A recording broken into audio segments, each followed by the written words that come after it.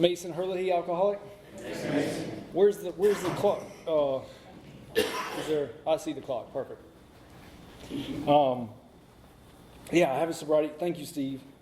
I'm glad to be here. I do have a sobriety date. It's June 16th of 2021, and my home group is in Hartsville, South Carolina, the Hartsville group, and it's not like this group at all. This Hartsville is a clubhouse, and they meet twice a day, 7 times a week, 7 days a week. So it's 14 meetings, and it's a lot different than what I'm used to. But a big part of my story is having to adjust a little bit and throw away some old ideas that I thought I had about AA. And I'm just so thankful to be sober. I am sorry for laughing while somebody was reading. Deep down, I'm a goofball, man. It's hard for me to reel it in. So it was the whole way here, the hour and a half drive. I was like, man, just reel it in, dude. For 45 minutes, just try. But since I got sober, I enjoy laughing. I like having fun. I didn't get sober to be all mean and sad all the dang time, man, because that's what life was before I got sober. And I'm from Raleigh, but I live in Hartsville. I got sober in Florence, South Carolina, but I work in Raleigh, North Carolina. So if you can figure that out. And so I drive through here quite a bit. I drive through here twice a week when I go to work. And, I feel a little stuffy in Southern Pines. I don't know much about this area, but it just seems a little high class for me. And I don't know much about Pine Bluff, but I know driving through there, that seems like my kind of place. It looks like, I don't know. I don't want to offend anybody, but there's this one little lake where there's some trailers on the lake, and I'm like, man, that's my kind of place, man. That's where I belong. But it is nice to be here, and I am actually really sober tonight. It's important to say that because for so long in my life, this is AA, and there's a lot of controversial topics in AA, medicines and kratom and all sorts of gas stations you can get stuff at, and it's really important in my sobriety today that for almost 4 years, I have not had any mood or mind-altering substances in almost 4 years, man. I'm the guy. I think it's the age. Maybe I'm 35, but when I was growing up, you were always on something. No one was ever really sober. You had to be on something, and I never thought that I would ever be able to be chemically free from everything, man. I was always had crutches on everything, man. The only thing I do today is I'm a little addicted to my vape. I like nicotine, and I do take a good, healthy amount of ibuprofen from time to time, but that's about it. And so I'll get on with the story. I took my first drink when I was 14 in Raleigh, North Carolina, and I never liked to sip with wine or beer or anything like that. I like to just drink straight liquor, man. I liked Wild Turkey 101, and I like to chase it with Mountain Dew, and don't knock it till you try it. I was young, and I really didn't like the taste of liquor at all. I liked the effect that it gave me, and just chasing it made it kind of cool. My friends and I, we would do it in the woods, and it just helped me escape from reality. I was 14. I was new to Raleigh. I was kind of scared and lonely, and I loved alcohol. I loved the way it made me feel, and my attitude is why would you ever stop doing a good thing? If this makes me feel good, I want more of it, and I want it as soon as possible. And my story is for 3 years, I had zero consequences, none.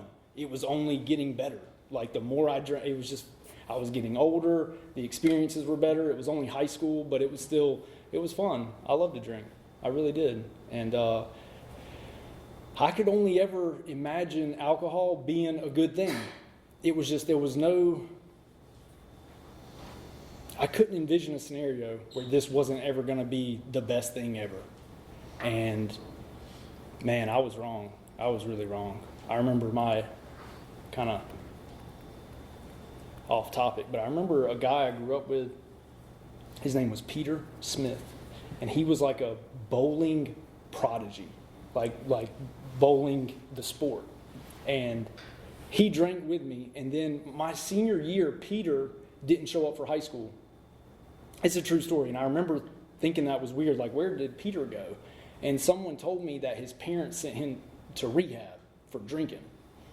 And I said it out loud. I remember thinking, like, why would you ever go to rehab? Like, why wouldn't you just stop drinking?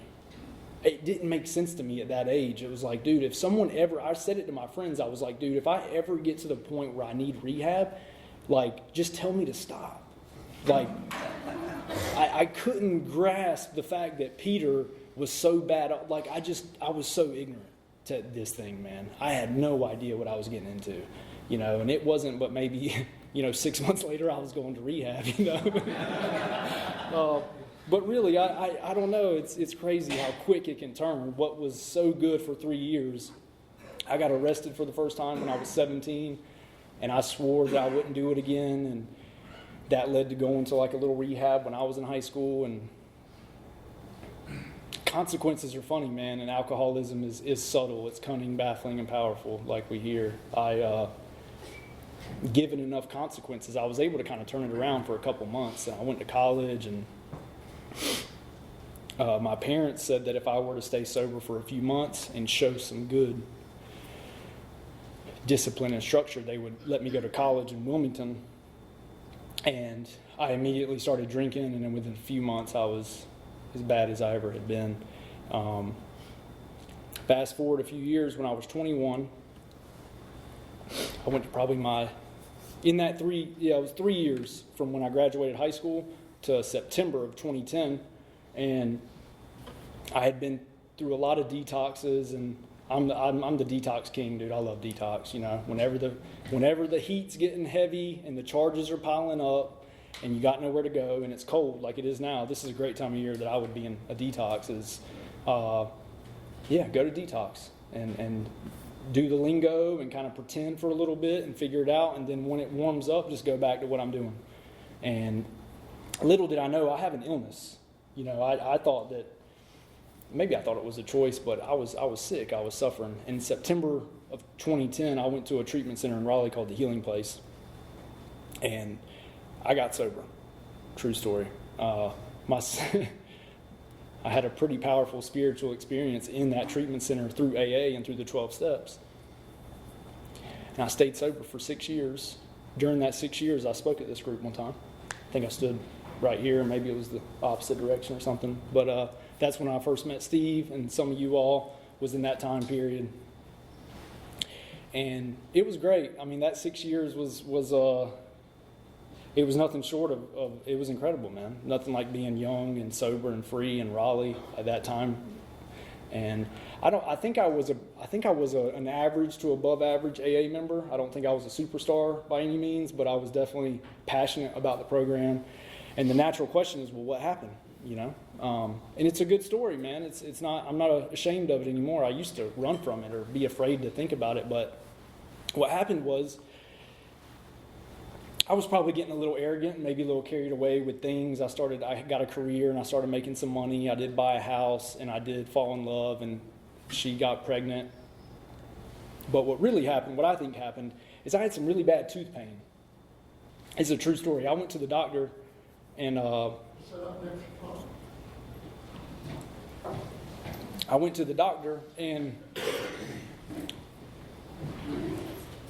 needed a root canal. Now, I'm an alcoholic, and this is AA. But for whatever reason, when that doctor told me that he was going to give me pain medication,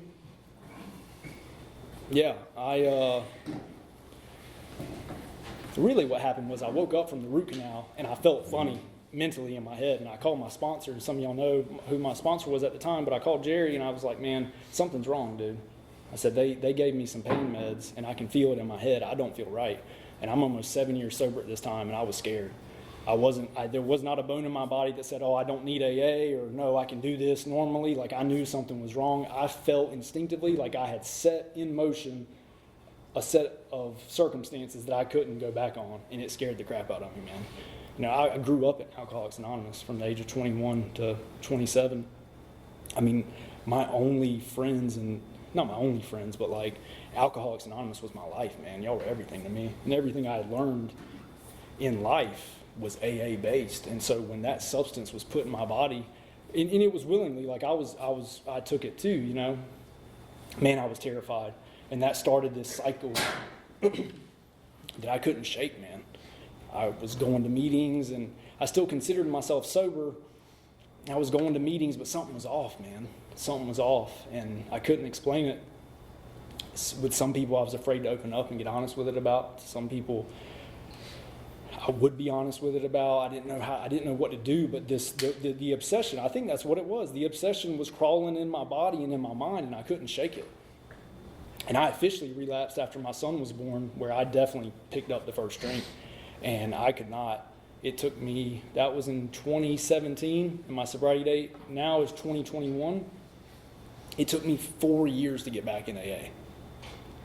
4 years. And like I said, there was no doubts that I'm an alcoholic. I was not the guy that relapsed that's like, nah, man, I was young, I can do this normally. From the moment I relapsed in 2017, for 4 years, I was trying to get back into AA. Picking up white chips, moving from town to town, going to different treatment centers. Like, I wanted to be sober, and I wanted to be a good dad. And I couldn't get back in. And I would ask some of you guys in this room, I would say, man, what has to happen for me to be as willing as I was when I was 21 years old? Like, man, what is it going to take? Like, please don't tell me I'm going to have to lose everything, because I want to just pick up, like, I want to just do it. And I would do good for a couple months. Man, I would do good. I rebound real quick, you know, and then I would crash and burn. I've moved all over the state trying to get sober. People from Asheville, Charlotte, Fayetteville, Wilmington. Man, I ended up moving to Hartsville, South Carolina, because that's where my son's mother is from. And man, I hated that town. There's like 8,000 or 9,000 people that live there. Being from Raleigh, people there don't do anything right in life, and they're slow and stupid, and you know, here I am, I can't stay sober, and I can't find a job, and I was a mess, dude. My mom died, and she left me, I think, $20,000. I sold my house in Raleigh, and I think I made $20,000 from that. So to me, I've hit the jackpot, you know, and 40 grand, that's the most money I've ever had in my life, and there I am in Hartsville, just drinking alone day after day. And I'm not a social drinker, never have been. Like, in high school I was, but once I got out of high school, I just don't really like people that much, especially drinking. I just want to, I'm kind of a closet drinker. In fact, when it gets dark and bad, I just kind of like being in a dark room by myself. Like, I'll take a closet that only has one way in, and I'll just sit there paranoid and insane and just drink. And during COVID, that was pretty convenient, because I was just drinking alone. Can't see my son, have no sense of purpose, just a sad, lonely guy.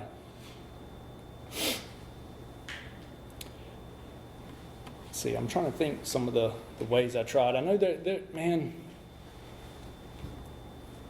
the consequences got pretty bad on an emotional level. You know, a lot of us I think some of us are probably parents in the room, and not being able to see my son was a tough one on me.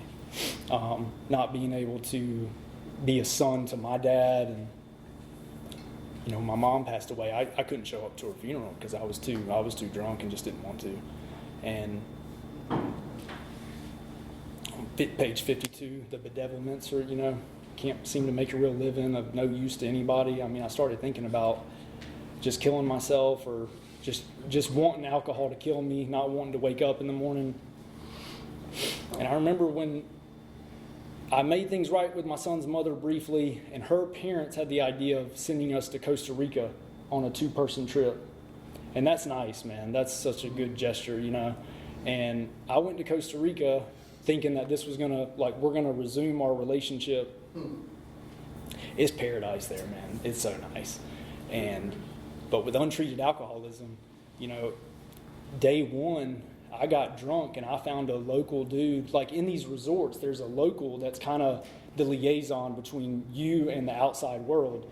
And he can speak both languages, and he's cool. And I just remember saying, like, hey, man, I'm trying to get to, like, you know, some of the outdoor stuff, you know. And, you know, he took me all around Costa Rica, man, for like 2 or 3 days. And when I got back, I just left her there at the resort. And she said the words, "I wish you would have never come," you know? And I said, well, cool. And I got on my phone and I got a plane ticket and I left. Came back to South Carolina. Delusional, man, super delusional, because then I went to her mom's house to get my son, and she says, well, where's my daughter? I'm like, well, she's in Costa Rica. What do you think? You know? She said, you left I'll never forget the way she looked at me. She said, you left my daughter in Costa Rica alone, you know? And it didn't like hit me. I was like, I mean, yeah, she told me to leave. You know, it never thought that like, that's not what real men do. You know what I mean? That's not what adults do. That's not cool, you know? And so when she wouldn't let me see my son, I went off the rails big time. Moved back to Raleigh and ended up living in my car. And this is about 4 or 5 months before I get sober. And in and around Raleigh, going to meetings, and I asked a member of AA what I would have to do to get sober and what was it going to take, because I was so sick. And I was around Justin a lot, saw me a lot during this time, and just struggling, man. Struggle was real for sure. And a member of AA said something super, it wasn't controversial at the time. I know today it felt a little controversial, but he said, Mason, why don't you just finish the job? Like, why don't you go be an alcoholic? Stop coming in and out. You go take one drink, you come back the next day, you're just wasting my time. He said, why don't you go just be an alcoholic? Go get drunk. Go finish the job. And that's what I did. And I know today, I don't say that to people today because I don't want someone to die and I would probably feel bad. But man, that phrase may have saved my life. Because I really think for years I would just stay on these harm reduction drugs. I would take 1 or 2 little drinks here and there, and I would just be that guy that can't get sober but is just lingering around AA for a decade and with a really low quality of life. That's just my experience. I hope that's not controversial. I'm not trying to be, but that's what another member of AA told me. So I did that. I kind of stopped coming to AA, and I just made my life really bad. I started living in my car, driving around people for a living. I had a spiritual experience the night that I got pulled over. Well, I was at a hotel. I was living in a hotel parking lot, and a cop knocked on my window one night. And I thought, I was actually kind of relieved because I kind of wanted to go to jail. I was ready for it to be over, man. And he basically was like, you can't sleep here. You need to leave. If you don't have a room at this hotel, it's a La Quinta in Crabtree Valley Mall. He said, if you're not staying here, you have to leave. And the way I remember it is he just drove off. I drove off, but then he got behind me and pulled me over. I was like, man, what the heck, dude? So I drove away from him as fast as I could. And I get on the on-ramp of 440, and I finally pull over, and he's like, man, take the keys out of the car and give me the keys and give me your ID. I said, man, I don't have a driver's license. I don't have insurance, and that's a fake license plate, dude. You know, and he asked me my information. He wrote it down, and I said, it is my car, man, but like, and I just got honest with him. I just told him the truth about who I was and what I was doing. And he came back and said he couldn't find me in the system, was like, man, you need to get honest with me right now about who you are and stuff. I said, look, I found this ID. I found a piece of paper that has my driver's license photocopy on it. And a bunch of cops are surrounded me at that point. I was like, dude, you can search the car. Like, I'm prepared to get, you know. And he comes back and hands me the keys and says I can go, but they just need to take the license plate off the car. And I was like, damn. It's a true story. I wouldn't lie to you from up here. And I was disappointed. I think one thing that did, so I drive away, but I have nowhere to go. And the very next morning, there's a police officer behind me in Cameron Village. I get out of the car. I go to the police officer's door, and I say, look, man, I got pulled over last night. They took my license plate. I've got no license. I have drugs in the car, alcohol in the car, and I don't have insurance. And he looked me dead in the eye and he said, are you safe? I said, yes, sir. And he said, dude, drive away. I couldn't get arrested, you know? And what it did for me, I mean, this is my sick brain, is what that did for me. I mean, maybe it's not sick, it could be spiritual. What it did for me is it kind of started beating this ego out of me that I was like really important and that people were like out to get me, that I was some sort of criminal. Like, dude, I was a homeless drunk, dude. And I think they just took pity on me and said, dude, get on your way, man. Like, and I sold my car the very next morning because I said, dude, I'm going to go to jail at some point, you know. And I sold my car, and I was homeless in downtown Raleigh for like 5 days. And I think I would have told people previously in my life I've been homeless before. But I was always had a place to stay, like couch surfing or a homeless shelter. But this time, like, I was legitimately on the streets for 5 days in Raleigh, North Carolina, and it sucked. I mean, there's nothing quite like not having the basic needs in life, like food, shelter, and clothing, and a bathroom to use, or even a cell phone charger. Like, the things I took for granted by having a car, like, man, my phone's dead. Where do you charge your phone? It's so hard to find a place that welcomes homeless people to charge your stuff. And just the paranoia I was in, I used to see homeless people who would talk to themselves. And if you ever see somebody who's homeless, sometimes they mumble to themselves or they speak their own language to themselves. And I started doing that. And I learned, for me, it was out of fear. I was so scared walking around town all day and night. I was scared of people. I was scared of animals, that talking to myself kept me somewhat safe. And it's crazy, man. Like, in a couple days, I turned into a totally different person. It was like animal-like. It was tough. And I got all my stuff behind this dumpster in a place called Mission Valley in Raleigh. And I'm kind of sleeping around that area, trying to sleep. And I keep having dreams about my son, and I keep getting emotional and like, man, look at the mess of a life I have, and what am I going to do about it? And I would kind of create a plan, but my whole life story is I can create a great plan when I'm drunk, and then I wake up sober and I have no motivation to do that plan, and just no follow-through game whatsoever. And really what happened is when I eventually did get sober, I didn't have much of an issue believing in God or a higher power, because of what happened in my life next. Is I started getting these thoughts that were coming, and followed by action that I had never experienced before. But this thought came to me that said, man, you should take this money you have from the car you just sold, and you should go to treatment. And like, I hadn't been thinking like that in a long time, you know. And then I had the thought that said, man, wouldn't it be cool if you could get sober in a town near where your son lives?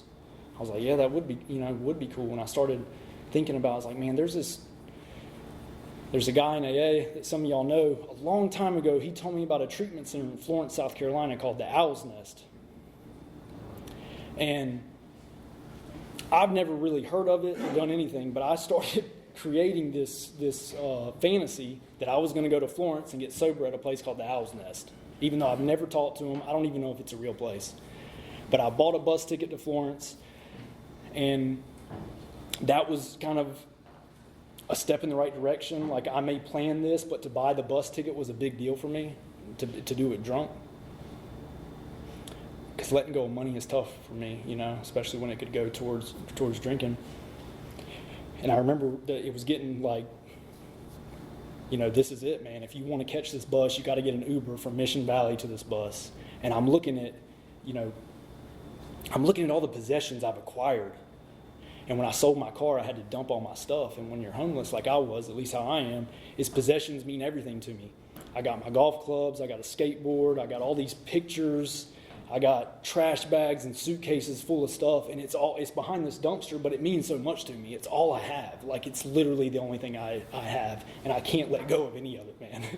Like a hoarder who has all this, no, don't get rid of that. Like, what are you going to do with golf clubs, dude? You're homeless. You're not going to need that, But they meant so much to me, I can't explain it. All of it meant a lot to me. And the Uber was coming, and the thought came to me. It was one of the most spiritual thoughts I ever had. It said, man, you can get new stuff. Whatever you can take in two hands is all you can take. Because you can't be making trips back and forth to the bus and to the Uber and to the treatment center. Like, you got to take it in two hands. And I looked at, that was a big step for me. I left a really nice set of golf clubs. Golf is my thing. I love golf. I spend so much money on it. It's crazy. I left a very nice set of golf clubs, skateboard, clothes, all sorts of stuff. I had a couple change of clothes. I took some pillows and some blankets, toiletries, and that's all. And it was a huge deal for me to like physically let go of that stuff. And I get on a bus to Florence. This is the favorite part of my story. I wish I could have gotten to this sooner. But getting sober is the best part, really, you know. I go to Florence. I call the Owl's Nest, and the Owl's Nest is a place. It is a real place, and but they don't just take people off the street who don't have insurance. So here I am, this great plan I have. I'm in downtown Florence on June 21st of 2021, and she's like, "Dude, I'm so glad you called, and I want to help you, but it's like this is kind of one of those like $30,000 places, you know. This is an inpatient treatment center that's like 90 days to 6 months. If you have insurance, usually the cost is like a few thousand out of pocket. But like if you don't have insurance, you know, and they always ask you, you know, do you know anybody that can, you know, nah, man. I don't know anybody who's going to, you know, front $30,000 for me to go to treatment, you know. And I just got honest with her. I said, I need somewhere to go, you know, and I'm ready to do business. I need help. And she was so nice. I think her name was Christy. And she gave me the phone number of a guy named Donovan. I don't know anything about Donovan. All I know is she gave me his number. She said, call him. He can help you. I call this stranger, never met him before. He answers my call. I tell him my story. I'm trying to get sober. I heard of the Owl's Nest. And he had such a calm and easy way about him. He basically told me his story in like 5 minutes. He like 12-stepped me over the phone. And all I really remember about that is him telling me that he is from Texas. He went to federal prison 3 different times for robbing banks. And every time he got out of federal prison, he swore he would never drink again and he would never rob a bank ever. And he did it 3 different times, or 2 different, however many times. And that, I remember, stuck with me. I was like, that's kind of my story, man. I didn't go to federal prison, but I understood. And he said he managed a recovery house in Florence, and that him and another guy had started a new program that took people off the street, and they take you through the steps in like 30 to 60 days, and that you have to get a job. You can't have a car or a cell phone. And in that job, you can't work more than 30 to 35 hours a week to begin with, and you can't make more than a certain amount, because it's not about the money you make or the job you have. It's just about learning how to be fully self-supporting, and it's really learning how to get through the steps. And he said, which one do you think you need, like the recovery house where you can have a cell phone? And I said, man, I need that inpatient place, dude. Like, if I go to a recovery house, I just kind of threw my hands up. I said, man, what do you think, you know? And so I give this stranger who claims to be a member of AA, like all the money that I had, my cell phone, and he drives me out into the middle of nowhere. Like, thy will, not mine, be done, you know? And what he didn't tell me is that this was a trailer park. And I'd never lived in a trailer before, but we pull up to a legitimate trailer park of like 40 or 50 trailers. And he tells me that they rent out like 3 of the trailers and that's part of the program. But the other trailers are just normal people. And I'm like, dang, dude, I just made a terrible decision. But kind of take you back to like all those years I was in AA, like not sober in AA for that 4 years, when I would ask people like, what is it going to take for me to be totally willing? Like, I looked at that trailer park and it was like, this is all I have, dude. Like, I'm not in a position to be picky, you know? Like, I got nowhere to go. And this is a guy that told me he would be my sponsor, told me that he would take me through the steps, and that it worked for him, it can work for me too. And that program was called Promises Recovery. I'm not positive that it's still a thing, but it saved my life. And Donovan, that dude, what a saint, man, saved my life. You know, when I think of Step 12 and think about giving back and helping people. And somebody had said to me one time, like, where would I be if somebody had gotten sober and just moved on with their life? You know, And like, what if Donovan had gotten out of prison, gotten sober, and just said, dude, I'm good. I'm going to go live my life now. Like, I don't know where I would be, man. On a Wednesday afternoon, June 16th of 2021, hot as crap in Florence, South Carolina, my man was out there looking for people to help. And when his phone rang, he picked up a complete stranger on the side of the road and said, dude, I'll sponsor you. You know, like, that's a huge, I mean, I think that's called gratitude, man. I'm grateful for that dude, man. And he was a great guy.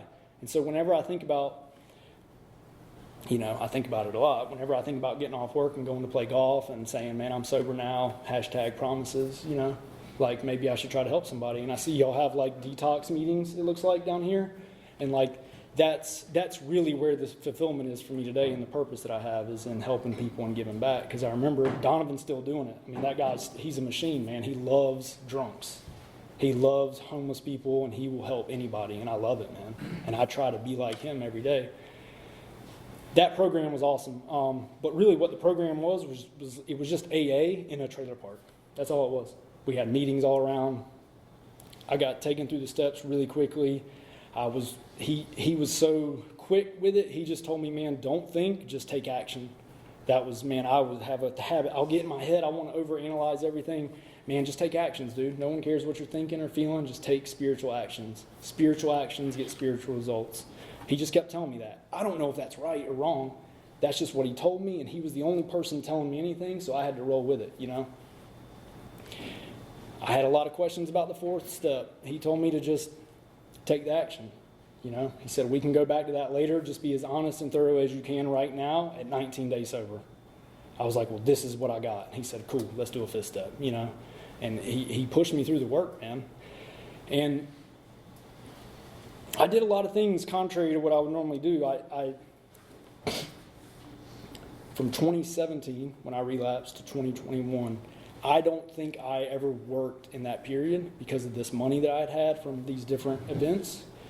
And I was terrified to work. I mean, I didn't know what working was. 4 years at the age of, to go 4 years in your late 20s and early 30s as a parent and not work is a real, like, unhealthy thing, I think.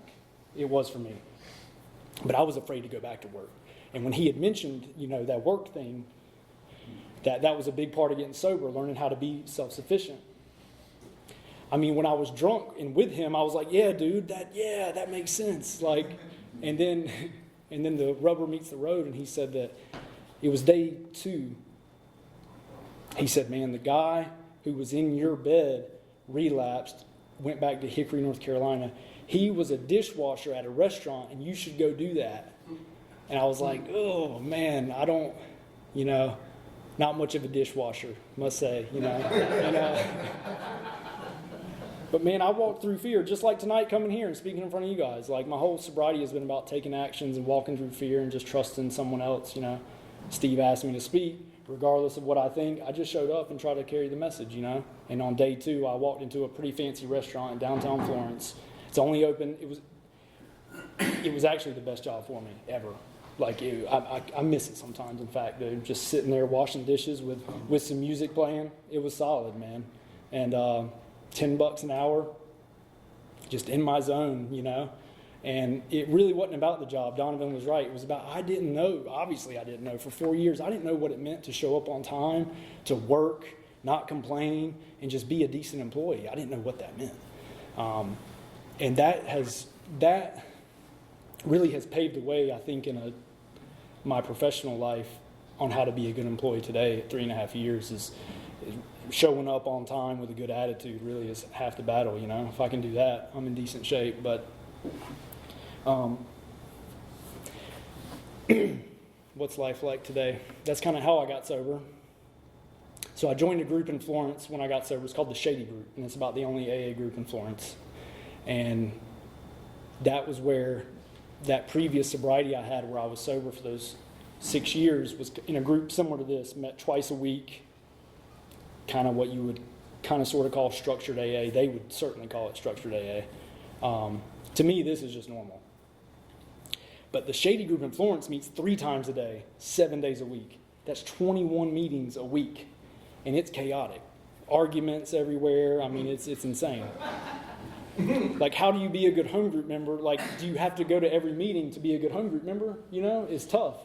But what I did is because it was the only group in town, I had to learn how to like it. You know, I can't come in at 90 days sober and be like, yeah, I used to be sober in Raleigh a long time ago, and this is how they do stuff. I couldn't bring that into it. I just had to join the crowd. And I found out that actually the people were just like us. It was easy to make friends. And when you show up to AA trying to be helpful, people need help, and you make friends quick, and before you know it, a fellowship grew up around me. And I love Florence, man. It really has a big spot in my heart. At 14 months sober, a friend from Raleigh asked me if I would come work with him and help him do some work. I said, man, I love Florence, is what I told him. I love Raleigh too, but my home is in Florence. And I'm still trying to see my son at this point. And he said, well, you know, he was kind of rude about it. You know, he was like, well, how's that going? Why haven't you seen him? And I'm like, well, dude, I hired an attorney when I first got sober, but I'm waiting, and it's blah, blah, blah. And I said, man, it kills me, dude. I'm 14 months sober. I've seen people with 60 days get their kids back. You know, like, I get jealous and envious. Like, it's hard for me to keep the faith. I'm staying strong in AA, man. I'm doing everything my sponsor's asking me to do. I sponsor guys. Like, I'm trying to stay positive, you know. And he said, well, why don't you, would you consider coming to work for me? And as soon as you can see your son, whenever that is, we cut it off. I said, yeah, dude, absolutely. And we came to a good agreement financially, and me getting back to Florence. And I was supposed to have a mediation in December of 2022, and it got delayed for a month, and then it got delayed another month. And I thought I was super spiritual, man. I was pissed. Like, my sobriety, it's so easy to look at, this is just my story, it's easy to look at the whole picture of 3.5 years and say, dude, it's been awesome. Like, there's been so many setbacks and highs and lows since I've been sober, and it's constant. And that was definitely a setback. I didn't understand the system. I didn't understand, it was selfish. I don't understand why I can't get what I want now that I'm sober. That's what it is.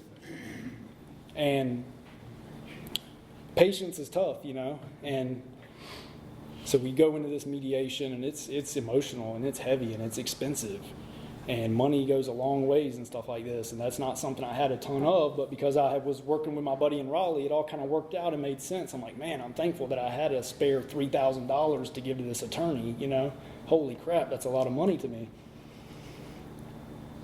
And we come to this agreement, I can see my son on Sundays under certain conditions, and I was just waiting for them to be like, this is going to be, this goes into effect in 6 months, because that's how this works. And when I asked the attorney, he said, nah, man, you'll get to see him this Sunday, in 3 days. I was like, whoa, and it was, what a reunion that was, Sobriety's not all about getting things back, but that was a big deal for me.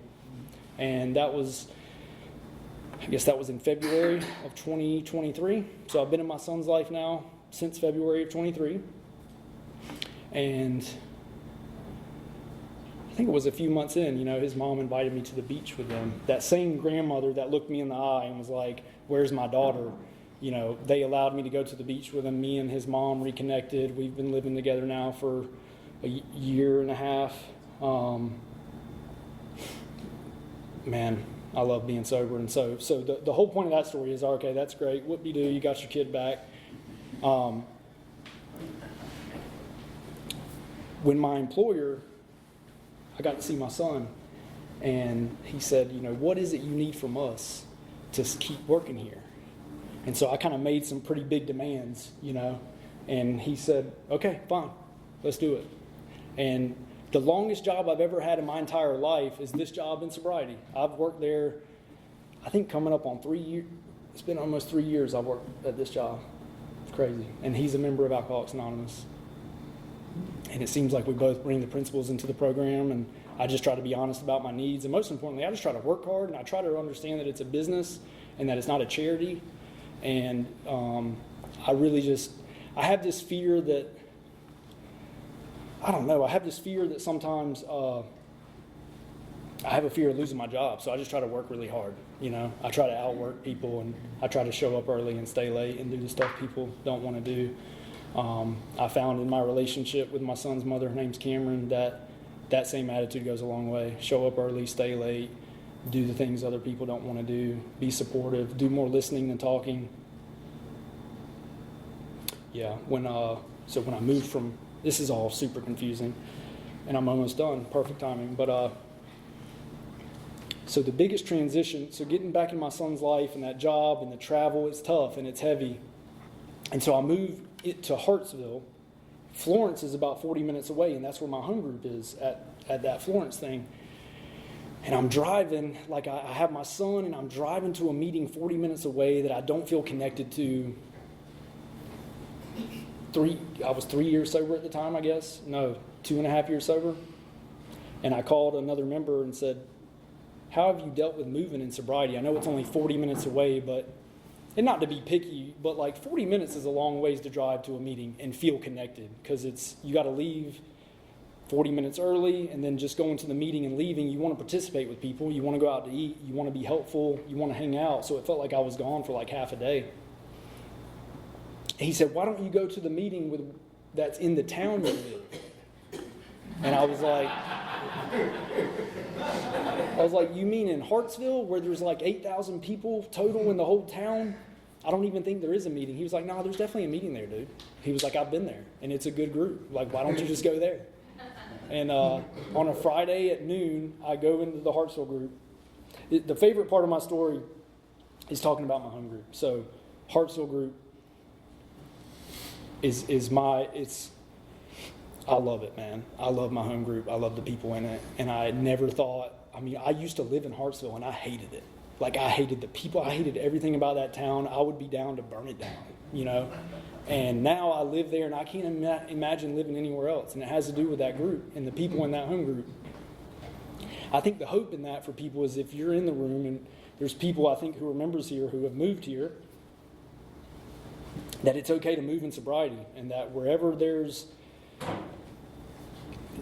I've lived and visited, there's people that love this literature and love this fellowship and want to get sober and want to get better, you know, and that's awesome. I walked into that group and met the old timer of the group who became my sponsor, and he'd just been waiting for somebody that wanted to carry on AA, you know, that had some enthusiasm. And I remember when he asked me, something simple as just, do you want to go out for lunch after the 12 o'clock meeting? I was like, yeah, 100%, let's go. And he was like, whoa, he was taken back. He's like, man, I've been asking people to go out to eat forever, and nobody will go. And I remember when I asked him, I said, man, we should do, I called it a private big book study, but it's not private, and it's not really a big book study, but it's public and open, but it's just a group of people that read the book and talk about it before or after the meeting. And it seems like every town I've ever been, there's people doing stuff like that. You know, there's people going to detoxes and all the stuff that you guys do. And he said, man, I would love to do something like that. And this guy, who is part of general service in a lot of areas, and just a good dude, man. And I was going to say kind of like Steve Moore, but I didn't bring it up. No, he's like you a lot. I admire you. I admire this guy. His name's Wendell. Just a good elder of the group, man, that everybody trusts. And we get together and we read the book. New people gets over there. And I love Hartsville, man. I love being there. Last night we had a great meeting, and I think I am. I'm the treasurer now of the group. So, I just try to be of service, man. I love Alcoholics Anonymous. I'd sponsored a lot of guys. I want to tell a story real quick. I have a couple seconds. I really didn't even plan to talk this long, dude. I don't know what's happening. And I hope it's been okay for you guys. I started sponsoring a guy. He made a really good beginning, and I didn't see him for like 2 weeks. It's just been heavy on my heart because it's just happened. He called me today, and I haven't heard from him in a couple weeks, and he was super drunk, like super duper drunk. And kind of blaming other people, going off on the deep end about someone else. It's his ex-wife's fault. His dad's a pastor. It's his dad's fault. It's my fault. I didn't sponsor him good enough, which is probably true. And I'm so thankful that I was given that gift when I was homeless at Mission Valley. There was this gift of desperation that when I got to Florence, and I've just never looked back, man. And so I really feel like I've been plugged in to something. There's something greater than me going on here. And for the last 3.5 years, I've been plugged into it, man. And I don't want to ever get unplugged from it ever again. So, Steve, thank you for asking me. I appreciate you guys listening.